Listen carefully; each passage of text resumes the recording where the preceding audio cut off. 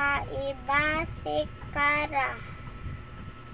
Isang araw, nagkakatuwaan ang klase ni Binibining Karen Santos.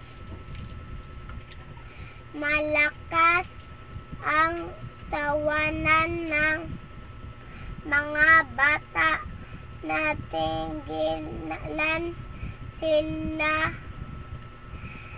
nang may napansin sumisilip sa may pintuan.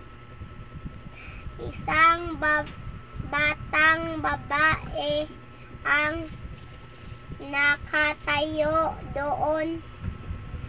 Kulot ang buhok at kulay itim ang balat niya. Nilapitan siya ni Binibining Karen Santos. Niyaya niya ito na pumasok sa loob ng silid-aralan. Magandang araw. Ako po si Kara. Pagpapakilala niya.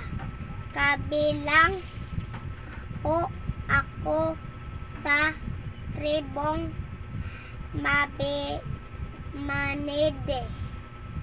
Dagdag niya.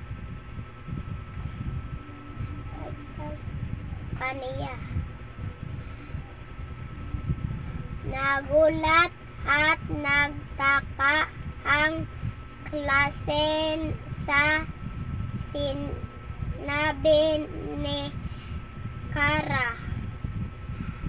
Ano po ang kahulugan ng Manide? Tanong ni Ken. Tribo ito ng ilang taong